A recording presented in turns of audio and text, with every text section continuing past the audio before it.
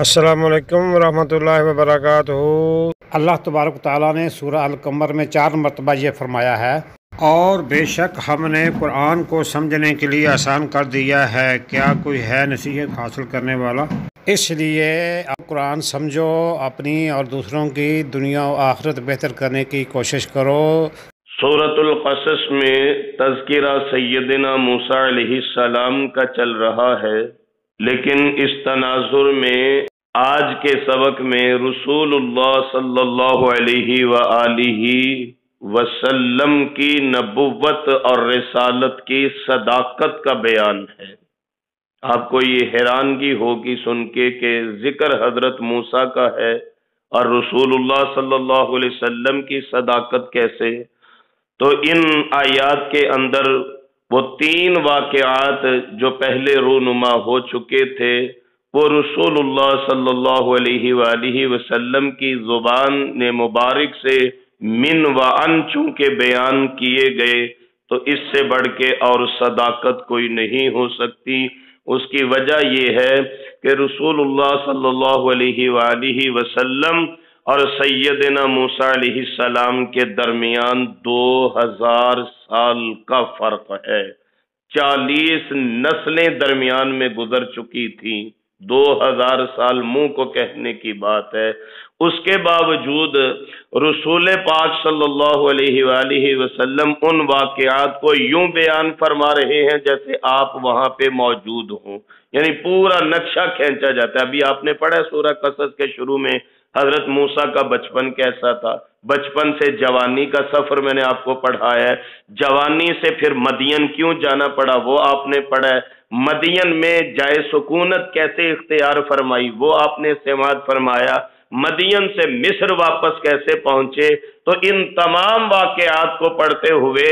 یوں ہی معلوم ہوتا ہے کہ جیسے یہ واقعات اس زبان سے بیان ہوئے جو ہستی وہاں پہ بالکل من و ان موجود تھی اور اپنی آنکھوں سے، اپنی بصارت اور بصیرت سے ان واقعات کو آبزرو کر رہے تھے، دیکھ رہے تھے۔ لیکن یہی سب سے بڑی صداقت کی دلیل ان آیات میں اللہ تعالیٰ نے بیان فرمائی کہ آپ وہاں موجود نہیں تھے، اس کے باوجود آپ نے وہ واقعات بیان کر دیے۔ تو ماننا پڑے گا اہل مکہ کو کہ رسول اللہ علیہ السلام پہ اترنے والی وحی منزل من اللہ ہے اور آپ اللہ کے سچے رسول ہیں۔ یہ آج کے سبق کا عنوان ہے۔ اللہ تعالیٰ ارشاد فرماتے ہیں وَلَقَدْ آتَيْنَا مُوسَى الْكِتَابَ مِن بَعْدِ مَا أَهْلَكْنَا الْقُرُونَ الْأُولَى بَصَائِرَ لِلنَّاسِ وَهُدًى وَرَحْمَةً لَعَلَّهُمْ يَتَذَكَّرُونَ۔ ہم نے موسیٰ علیہ السلام کو کتاب دی، ان لوگوں نے رسول اللہ علیہ السلام کا بھی انکار کیا۔ آگے چل کے انشاءاللہ سورۃ صاد کے 7ویں آیت مبارکہ میں ہم پڑھیں گے کہ وہ کہا کرتے تھے ما سمعنا بہذا فی الملۃ الآخرۃ ان ھذا الا اختلاق۔ ہم نے تو ایسی باتیں پہلے نہیں سنی، یہ تو کوئی من گھڑت نعوذ باللہ باتیں ہیں۔ یہ حضور علیہ السلام کے متعلق تھا، اور اسی سورہ مبارکہ میں کل کے سبق میں بھی آپ نے سماعت فرمایا کہ یہ جب موسیٰ علیہ السلام ان کے پاس اللہ کی واضح نشانیاں لے کے آئے تو کہنے لگے وما سمعنا بہذا فی آبائنا الاولین، ہم نے تو اپنے پہلے باپ دادا میں ایسی کوئی مثال نہیں سنی۔ اس کا جواب اللہ تعالیٰ ارشاد فرما رہے ہیں ہم نے موسیٰ علیہ السلام کو کتاب دی من بعد ما اہلکنا القرون الاولی، پہلے زمانوں کے لوگوں کو تباہ برباد ہلاک کرنے کے بعد، یعنی قوم لوط، قوم نوح برباد ہو گئی، اسی طرح سمود والے برباد ہو گئے، عاد والے برباد ہو گئے۔ ان لوگوں کی تباہی کے بعد اللہ سبحانہ وتعالی نے حضرت موسیٰ علیہ السلام کو ان لوگوں کی طرف بھیجا، ایسی کتاب دے کے بصائر للناس، جو لوگوں کے لیے بصیرت کا سبب تھی۔ یہ یاد رکھیے کہ قرآن کریم کے بعد باقی صحف اور کتب سماوہ میں سے سب سے زیادہ مقام مرتبہ وہ تورات کا ہے، اسی لیے قرآن کریم میں بار بار تورات کا ذکر کیا گیا۔ تو اللہ کریم فرماتے ہیں وَهُدًى وَرَحْمَةً لَعَلَّهُمْ يَتَذَكَّرُونَ، یہ ہدایت بھی تھی اور رحمت بھی تھی تاکہ وہ لوگ نصیحت حاصل کریں۔ پھر اب ارشاد باری تعالیٰ ہے وَمَا كُنْتَ بِجَانِبِ الْغَرْبِيِّ، اے میرے محبوب صلی اللہ علیہ وآلہ وسلم آپ مغربی کنارے کی طرف موجود نہیں تھے، یعنی 2000 سال پرانی باتیں آپ لوگوں کو سنا رہے ہیں، آپ وہاں پہ فزیکلی موجود نہیں تھے، حضور کا وجود اقدس وہاں پہ موجود نہیں تھا، وہ زمانہ حضور کا نہیں تھا۔ اور غربی سے مراد جب بھی قرآن کریم سمتوں کا تذکرہ کرتا ہے تو یہ آپ امیجن رکھا کریں کہ یہ بیت اللہ شریف میں کھڑے ہو کے مشرق کی طرف منہ کرنے کے بعد سمتوں کا تعین ہوتا ہے۔ تو جب بیت اللہ شریف میں چونکہ مخاطب اہل مکہ تھے اور وہی حضور پہ آ رہی تھی، بیت اللہ شریف میں یہ وہی اتر رہی ہے، تو پھر سمتوں کا تعین بھی اسی مناسبت سے ہوگا۔ تو بیت اللہ شریف میں کھڑے ہو کے جب ہم مشرق کی طرف منہ کرتے ہیں تو پھر مغربی جانب ملک شام آ جاتا ہے۔ یہ قرآن کریم کا اسلوب ہے، فہم ہے کہ تھوڑی اسی جو تحقیق کے بعد اور تھوڑی سی محنت کے بعد آپ اس کے اصل مقاصد اور مفہوم تک پہنچ سکتے ہیں۔ تو اللہ تعالیٰ ارشاد فرماتے ہیں وَمَا كُنْتَ بِجَانِبِ الْغَرْبِيِّ، آپ مغربی طرف موجود نہیں تھے، مراد کے بیت اللہ میں کھڑے ہو کے آپ مغرب کی طرف دیکھیں تو ملک شام آپ کو نظر آئے گا، میرے محبوب آپ وہاں پہ موجود نہیں تھے۔ اِذْ قَضَيْنَا إِلَى مُوسَى الْأَمْرَ، جب ہم موسیٰ علیہ السلام کی طرف حکم کی وہی فرما رہے تھے، وَمَا كُنْتَ مِنَ الشَّاهِدِينَ، آپ تو وہاں پہ حاضر نہیں تھے، موجود نہیں تھے، وَلَكِنَّا أَنشَأْنَا قُرُونًا، لیکن ہم نے کئی زمانوں کے لوگ پیدا کر دیے، فَتَطَاوَلَ عَلَيْهِمُ الْعُمُرُ، کئی لوگوں کے زمانوں پہ لمبی مدت گزر چکی تھی۔ یعنی موسیٰ علیہ السلام جب تشریف لائے، پھر موسیٰ علیہ السلام کے بعد رسول اللہ صلی اللہ علیہ وسلم 2000 سال بعد تشریف لا رہے ہیں، اور جناب رسول اللہ صلی اللہ علیہ وسلم سے کئی سو سال پہلے حضرت عیسیٰ بن مریم علیہ السلام دنیا میں تشریف لائے۔ ابھی ایک زمانہ گزر چکا تھا کہ سیدنا عیسیٰ علیہ السلام کے بعد بھی کوئی رسول نہیں آیا تھا، تقریباً 500 سال گزر چکے، کوئی نبی رسول نہیں آیا۔ اسی لیے یہ سعودیہ کی ایسی حالت تھی، عرب کے باشندوں کی ایسی حالت تھی کہ بات بات پہ جھگڑا کرتے، بتوں کی پوجا کرتے، بیٹیوں کو زندہ درگور کر دیتے، اور اسی طرح دنیا کی ہر اخلاقی برائی ان کے اندر موجود تھی۔ پھر اللہ تعالیٰ نے حضور کو رحمت للعالمین بنا کے مکہ مکرمہ کی بستی میں مبعوث فرما دیا۔ وما كنت ساويا في اهل مدین، اور آپ اس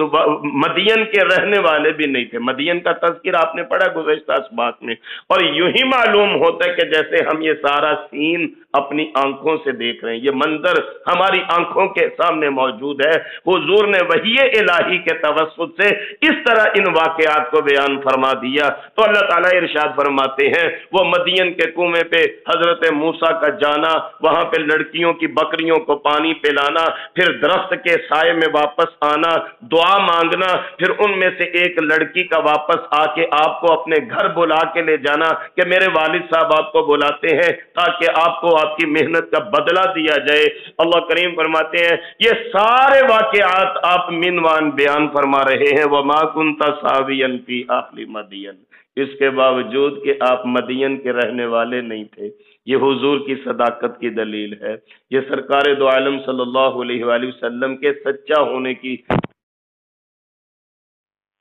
کہ اللہ تعالیٰ ارشاد فرما رہے ہیں آپ وہاں پہ موجود نہیں تھے، مدین کے رہنے والے آپ نہیں تھے، اس کے باوجود آپ نے سارے کے سارے حالات اور واقعات من و ان لوگوں تک پہنچا دیے، بیان فرما دیے۔ تو یہ آپ کی صداقت کی دلیل ہوئی۔ تتلو علیہم آیاتنا، آپ وہاں ہوتے تو ہماری آیات کی نشانیاں تلاوت کرتے، ولیکننا کننا مرسلین، لیکن ہم ہی رسولوں کو بھیجنے والے ہیں۔ وما كنت بجانب الطور، آپ طور پہ بھی، طور بیسک پہاڑ کے لیے استعمال کیا جاتا ہے، پہاڑ کے لیے لفظ الطور استعمال ہوتا ہے، آپ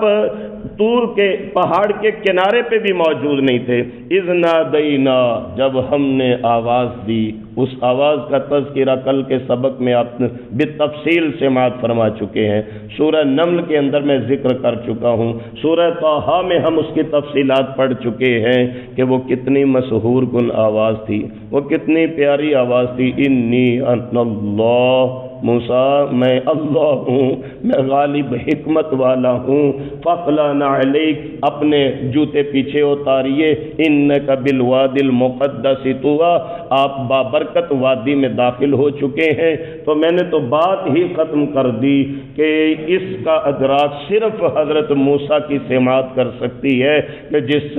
سماعت کو اتنی عظیم اور اتنی خوبصورت آواز سنائی دی، انی انا اللہ، میں اللہ ہوں، موسیٰ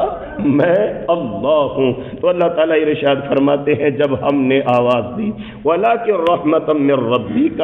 یہ ساری باتوں کے وقت آپ موجود نہیں تھے، لیکن یہ اللہ تعالیٰ کی رحمت ہے، آپ کے پروردگار کی رحمت ہے، لِتُنذِرَ قَوْمًا مَّا آتَاهُم مِّن نَّذِيرٍ مِّن قَبْلِكَ کہ ہم نے آپ کو ایسی قوم کی طرف بھیجا جس قوم کی طرف آپ سے پہلے کوئی ڈرانے والا نہیں آیا، لعلہم یتذکرون تاکہ وہ نصیحت حاصل کریں، ولولا ان تصیبہم مصیبۃ بما قدمت ایدیہم، ایسا نہ ہو کہ جب ان کو ان کی شامت اعمال کے نتیجہ میں سزا بھگتنی پڑے، فیقولوا ربنا لولا ارسلت الینا رسولا، پھر وہ یہ عذر رکھیں کہ اللہ ہماری طرف کوئی رسول ہی بھیج دیتے، فنتبع آیاتک ہم آپ کی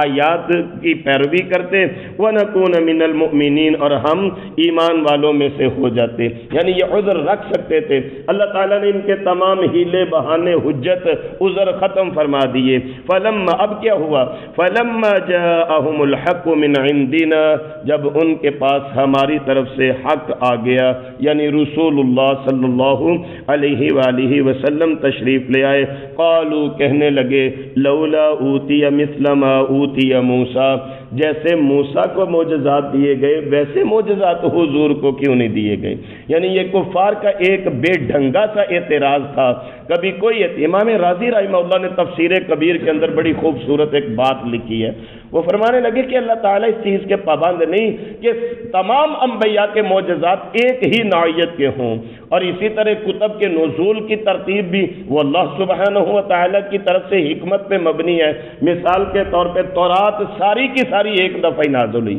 یہ شاید آپ کے علم میں پہلے نہ ہو، تورات اکٹھی آسمان سے ایک دفعہ نازل ہوئی ہے، جبکہ قرآن کریم موقع کی مناسبت سے رسول اللہ صلی اللہ علیہ وسلم اگر بدر میں ہے تو قرآن کریم بدر میں آ گیا، احد میں ہے قرآن کریم احد میں نازل ہوا، مکہ مکرمہ میں ہے قرآن کریم وہاں پہ نازل ہو گیا، مدینہ پاک میں ہے قرآن کریم مدینہ شریف میں نازل ہو گیا، حضور اپنے بستر میں ہے قرآن کریم بستر پہ نازل ہو گیا، حضور اپنے گھروں میں ہے گھروں میں نازل ہو گیا۔ تو یہ اللہ تعالیٰ کی منشا ہے، یہ اللہ تعالیٰ کی مرضی ہے کہ اللہ تعالیٰ جس طرح چاہے وہاں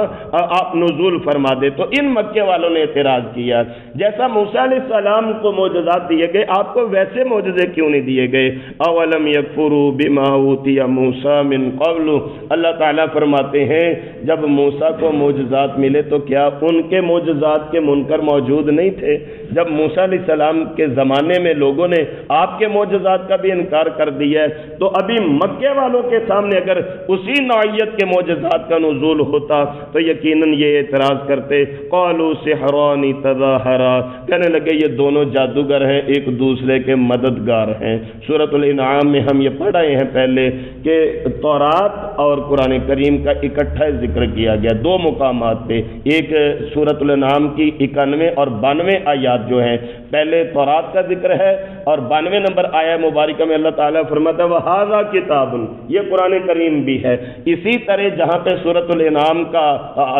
اختتام ہوتا ہے تکمیل ہوتی ہے اس سے چند آیات پیچھے وہاں پہ دوبارہ تذکرہ کیا گیا کہ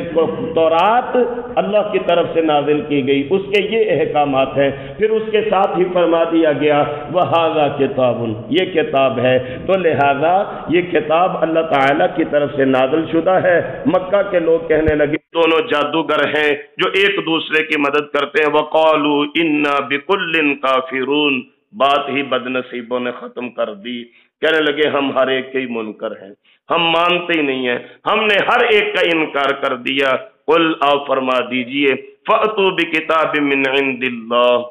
تم ہر ایک کے منکر ہو پھر کوئی اپنی کتاب لے آؤ، اللہ اکبر کبیرہ، کیسا چیلنج ہے،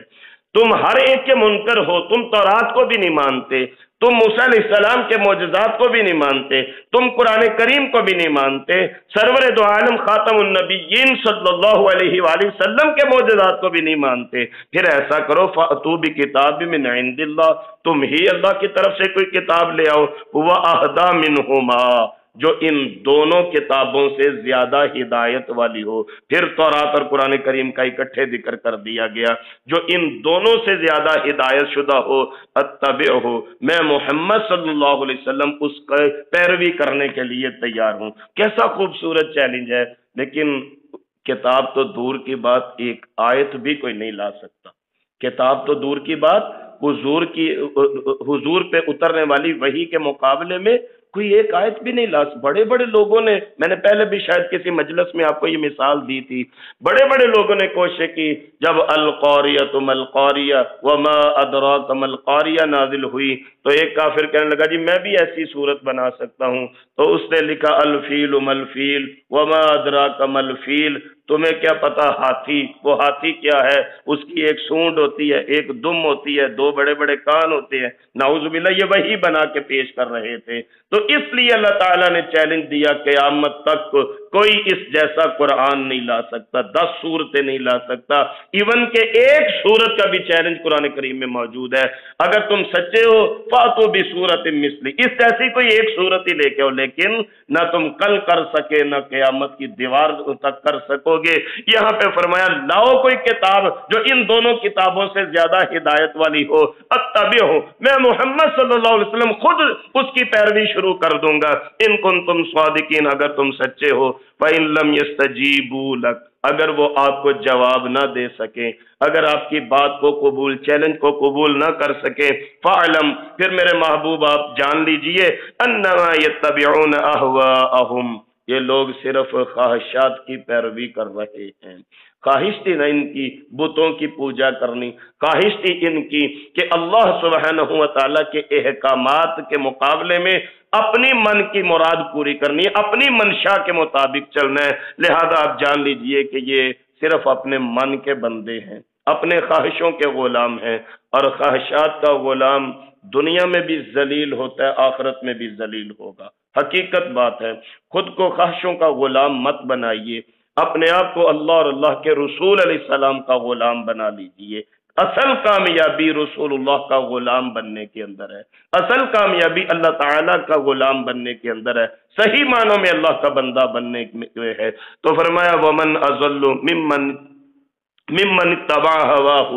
اس سے بڑھ کے گمراہ کون ہے جو اپنی خواہشوں کے پیچھے لگ جائے، بغیر ھدی من اللہ، اللہ کی طرف سے ہدایت کی کوئی مہر بھی نہ ہو، اور یہ اپنی خواہشوں کی پیروی کرے۔ ان اللہ لا یہدی القوم الظالمین، اللہ تعالیٰ ظالم لوگوں کو ہدایت نصیب نہیں فرماتے۔ اس دعا کے ساتھ آج کا سبق مکمل فرما لیجئے کہ اللہ سبحانہ و تعالیٰ مجھے اور آپ کو چلتے پھرتے قرآنی آیات کی عملی تفسیر بننے کی توفیق نصیب فرما دیں۔ ہم اپنی صبح کا آغاز اللہ کی توفیق اور رحمت سے قرآن کریم کے فہم جیسے عظیم عمل سے کرتے ہیں، اس کی بدولت اللہ تعالیٰ ہمارے دن کے باقی معاملات میں اور ہمارے گھروں میں رحمت اور برکتوں کا نزول فرما دیں۔ قرآن کریم پڑھنے، پڑھانے، سننے، سنانے کی خیر و برکات ہم پر، ہمارے اہل خانہ، کاروبار اور دیگر معاملات پر وارد فرما دیں۔ ہمیں شر شیطان، شر انسان، بالخصوص اپنے نفس کی شرارتوں سے بچنے کی توفیق نصیب فرما دیں،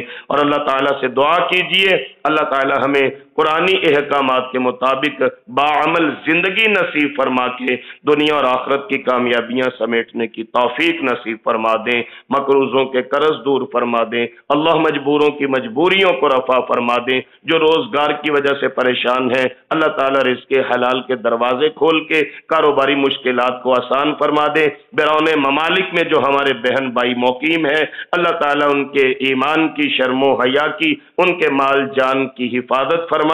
اسی طرح موسم کی شدت کے پیش نظر جس طرح روز کوئی نہ کوئی ایکسیڈنٹ کی خبر آتی ہے، دعا کیا کریں اپنی ڈیوٹیوں کے لیے، اپنے فرائض کے لیے، رزق حلال کمانے کے لیے جو اپنے گھروں سے نکلنے والے ہیں اللہ کریم خیر و عافیت سے منزل مقصود تک پہنچائے اور سلامتی سے اپنے گھروں میں واپس آنا نصیب فرما دیں۔ بیماروں کو شفائے کاملہ عاجلہ نافعہ نصیب ہو، اور اللہ سبحانہ و تعالی اپنی توفیق رحمت سے ہمارے پیارے والدین، اہل خانہ، عزیز و اقربا سمیت جتنے لوگ دنیا سے رخصت ہو چکے ہیں ان کی قبروں کو روضۃ من ریاض الجنہ فرما کے ان کے اخروی معاملات آسان فرما دے۔ آمین یا رب العالمین۔ یہ تھے محترم محمد سلیمان شاکر صاحب جو فہم قرآن کلاس کا لیکچر دے رہے تھے، جسے ویڈیو کی صورت میں یوٹیوب چینل دنیا و دین پر محفوظ کیا گیا ہے۔ قرآن مجید، نماز اور مسنون اذکار سمجھ کر پڑھیں، نبی کریم صلی اللہ علیہ وسلم کی سنتوں پر عمل کریں، دوسروں کو بھی دعوت دیں۔ اللہ تبارک تعالی ہم سب کی دنیا و آخرت اچھی کرے۔ قرآن سمجھنے کے لیے قرآن سمجھیں واٹس ایپ گروپس اور دینی سوالات کے فری جوابات کے لیے گروپس مثال دین المدینہ ممبر بننے کے لیے 00923167983575 00923352520207